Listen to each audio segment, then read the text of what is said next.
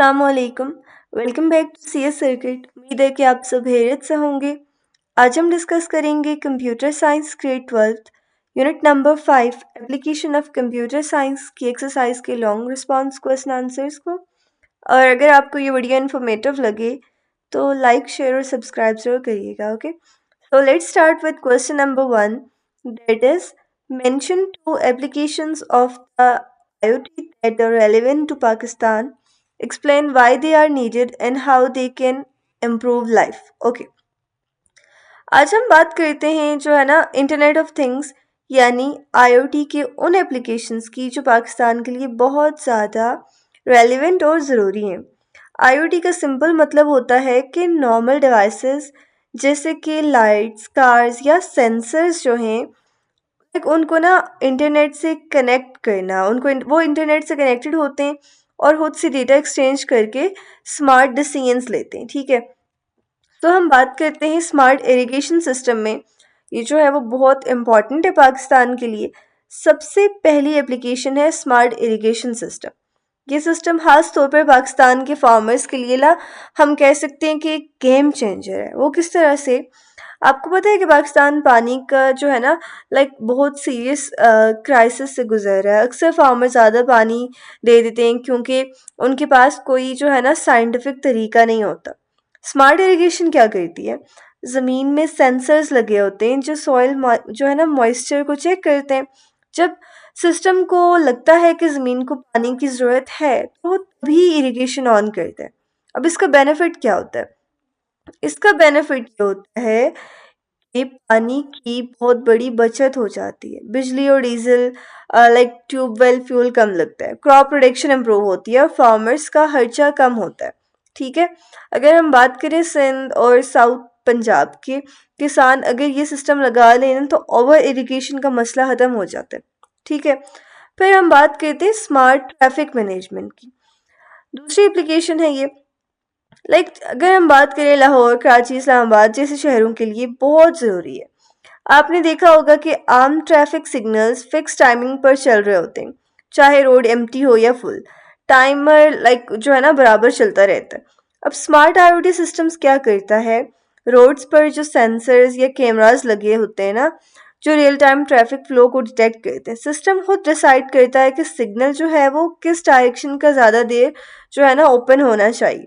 अब इसके क्या बेनिफिट्स हैं, ट्रैफिक जैम्स कम हो जाते हैं, फ्यूल और टाइम दोनों सेव होता है, वर्किंग क्लास की फ्रस्ट्रेशन कम होती है और इमरजेंसी व्हीकल्स को आसानी होती है। ठीक है, okay, next question is describe any two applications of blockchain technology that are applicable to Pakistan.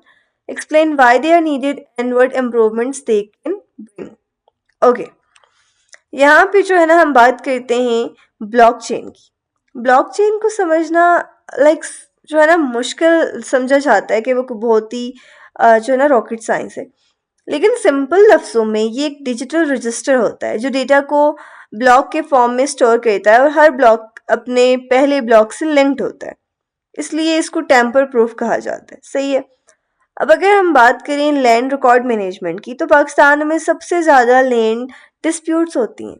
कई लोगों के ज़मीन के कागज़ डुप्लीकेट या मैनिपुलेट हो जाते हैं, किसी ने चोरी कर लिए, किसी ने अल्टर कर दिए, गवर्नमेंट ऑफिस में करप्शन होगी और मसला जो है ना इस तरह का जो है वो बढ़ गया।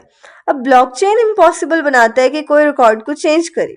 इसके फ़ायदे क्या हैं, प्रॉपर्टी रिकॉर्ड्स परमानेंट हो जाते हैं, कोई फाइल चेंज, डिलीट या डुप्लीकेट नहीं हो सकती। ठीक है, लैंड करप्शन कम होती है, बाय सेल करने अगर लोगों का जो है ना फिर ट्रस्ट ग्रो होता है। अगर हम देखें पंजाब के लैंड रिकॉर्ड्स ब्लॉकचेन पर उनको शिफ्ट कर दिया जाए तो इलीगल जो कब्जा माफियाज होते हैं ना वो जो है वो ख़त्म हो जाएं। ठीक है, फिर उसके अलावा अगर हम बात करें डोनेशन ट्रैकिंग की, पाकिस्तान में NGOs बहुत सारी हैं, लेकिन लोग डोनेट करने से पहले सोच समझ कर करते हैं क्योंकि उन्हें पता नहीं होता कि पैसा कहाँ जा रहा है। तो ब्लॉकचेन क्या करता है, जिस वक्त आप जो है ना डोनेशन करते हैं उसका हर स्टेप जो है रिकॉर्ड हो जाता है, किस प्रोजेक्ट पर कितना पैसा लगा, कब यूज़ हुआ, किस वेंडर को दिया गया, सब कुछ ओपनली दिखाई देता है। सो इसका क्या फ़ायदा हुआ, फिर जो है वो ट्रांसपेरेंसी आती है, लोगों का ट्रस्ट जो है वो बढ़ता है, फ्रॉड्स और फाइंड जो है वो हम कह सकते हैं फंड मिसयूज़ कम हो जाता है। ठीक है। फॉर एग्जाम्पल जैसे ईदी, बैतुल माल अगर ब्लॉकचेन अडॉप्ट कर लें तो डोनेशंस का सिस्टम 100% ट्रांसपेरेंट हो जाए।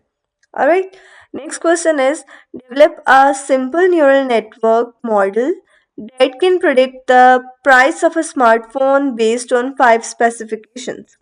ओके, यहाँ पे ना हम थोड़ा सा लाइक एआई के टॉपिक में आगे एक सिंपल न्यूरल नेटवर्क बनाते हैं जो स्मार्टफोन की प्राइस प्रिडिक्ट करे। सही है। न्यूरल नेटवर्क को आप ह्यूमन ब्रेन की तरह समझ सकते हैं। उसमें न्यूरॉन्स होते हैं जैसे हमारे ब्रेन के सेल्स, और हर न्यूरॉन जो है ना डेटा को प्रोसेस करता है।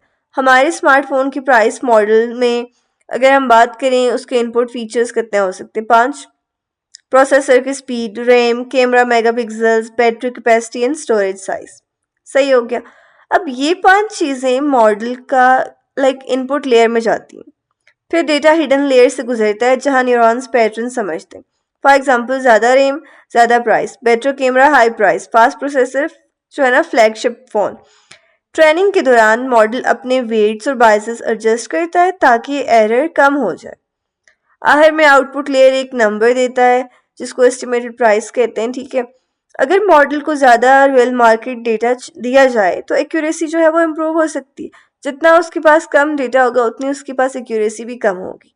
Okay, alright, next question is identify and explain 4 major risks related to data sharing and privacy in an organization. Data sharing बहुत हेल्पफुल होता है लेकिन सही कंट्रोल्स ना हो तो बड़ी प्रॉब्लम्स क्रिएट हो सकती हैं। Data breach, hacker sensitive information को चोरी कर लेते हैं, जैसे किसी के बैंक का कस्टमर डेटा लीक हो जाए। सही है। अनऑथराइज एक्सेस, एम्प्लॉयज या आउटसाइडर्स बिना परमिशन के डेटा देख लेते हैं। एचआर का बंदा फाइनेंस रिकॉर्ड्स अगर देख रहा हो। सही है। डेटा मिसयूज, कंपनी कस्टमर को के डेटा को मार्केटिंग कंपनीज को बेच दे अगर विदाउट कॉन्सेंट।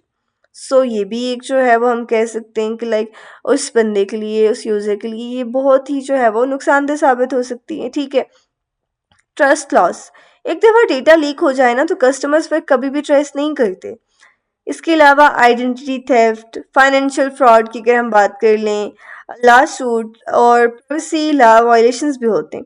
इसीलिए जो है ना हम कहते हैं कि इसीलिए कहा जाता है कि हमेशा स्ट्रॉन्ग सिक्योरिटी पॉलिसीज़ रखी जाएँ, 2FA इनेबल कर दिया जाए। हमेशा जो है ना अपनी आप कोई भी सस्पिशियस जो लिंक्स होते हैं उन पे क्लिक मत करें, उनको ओपन मत करें। जो भी इंफॉर्मेशन आपके पास आ रही है आप उसको क्रॉस चेक ज़रूर कर दें। ओके, अच्छा, next question is briefly explain how data governance policies can be helpful in mitigating data sharing and privacy conflict. Data governance का मतलब होता है डेटा को मैनेज करने के रूल्स और पॉलिसीज बनाना। ये कॉन्फ्लिक्ट्स कैसे काम करते हैं? पहले क्लियर डिफाइन करता है कि कौन डेटा एक्सेस करेगा, कौन शेयर करेगा, कौन प्रोटेक्ट करेगा। पॉलिसीज जो है वो इंश्योर करती हैं कि डेटा हमेशा सिक्योर हो, इंक्रिप्शन जो है वो पासवर्ड्स, बैकअप सब सेट होता है। अब गवर्नेंस के ज़रिए डेटा सिर्फ अथराइज लोगों को दिया जाता है। तो जब डेटा अथराइज लोगों के पास होगा, अथराइज और अनअथराइज यानी कि अथराइज जो सिस्टम के लिए लाइक आपका जो अथेंटिक यूज़र है जिसको अलो है, और अनअथराइज जो कोई हैकर है आपके डेटा को मिस यूज़ करना चाह रहे हैं। सही है। पाकिस्तान के लॉज को फॉलो करना भी लाइक आसान है किस तरह से कि जो है वो इसमें कस्टमर्स का ट्रस्ट बिल्ड होता है क्योंकि उन्हें पता होता है कि उनका डेटा फिर सेफ है। Okay, next question is mention 5 reasons due to which data privacy conflicts can arise among stakeholders in organizations in Pakistan. Pakistan में स्टेक होल्डर्स के दरमियान प्राइवेसी कन्फ्लिक्ट्स ऐसे होते हैं कि क्लियर पॉलिसी ना होना। स्टेक होल्डर्स क्या होते हैं? जो डायरेक्टली या इनडायरेक्टली सिस्टम को यूज़ कर रहे होते हैं। ठीक है, सिस्टम कोई सॉफ्टवेयर हो सकता है, कोई हार्डवेयर हो सकता है। किसी को पता नहीं होता कि डेटा कहाँ जा रहा है। डिफरेंट इंटरेस्ट, मैनेजमेंट को ज़्यादा डेटा चाहिए, कस्टमर्स प्राइवेसी मैनेज जो है वो लाइक मांग रहे होते हैं। ठीक है। पुअर सिक्योरिटी, अनऑथराइज एक्सेस हो जाए तो ब्लेम गेम शुरू हो जाती है। Lack of awareness, employees rules follow नहीं करते, जैसे यूएसपी पर फाइल्स कॉपी कर देना। उसके अलावा too much data collection, unnecessary data रखने से मिसयूज़ के चांसेस बढ़ते हैं। वीक लॉ इन्फोर्समेंट, पाकिस्तान की प्राइवेसी लॉज प्रॉपरली इम्प्लीमेंट नहीं होते। Third party miss handling, vendors कभी कभी डेटा एक्सपोज कर देते हैं। तो इस सब से मिसअंडरस्टैंडिंग्स और कॉन्फ्लिक्ट्स जो है वो क्रिएट होते हैं, ठीक है, तो इन सब चीज़ों से बचना चाहिए।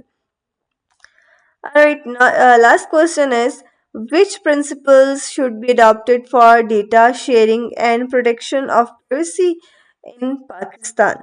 पाकिस्तान में डेटा शेयरिंग को सेफ बनाने के लिए कुछ ज़रूरी प्रिंसिपल्स जो है वो मस्ट फॉलो करने चाहिए, और वो कौन से? ट्रांसपेरेंसी, यूजर्स को पता हो कि डेटा कैसे यूज़ हो रहा है, उनका कंसेंट बहुत ज़रूरी है, यानी कि परमिशन, बिना परमिशन डेटा शेयर ना हो। डेटा मिनिमाइजेशन यानी कि जितनी ज़रूरत हो उतना ही डेटा कलेक्ट हो, ठीक है ना। अभी ये चीज़ आपको बहुत अच्छे से समझनी है। देखिए, आपके पास अक्सर आप अगर ऑनलाइन शॉपिंग करें, सही है, तो आप जो है ना रेलिवेंट इन्फॉर्मेशन लाइक सेल, आपका जो मोबाइल नंबर है और जो ईमेल एड्रेस है वो काफ़ी है उसके लिए, और पेमेंट मेथड। अब अगर कोई वहाँ पे आपसे पूछ रहा है कि आपके घर में कितने अफराद हैं, रूम्स कितने हैं, तो ये चीज़ें जो है वो अननेसेसरी, हम कह सकते हैं इररेलेवेंट इन्फॉर्मेशन है।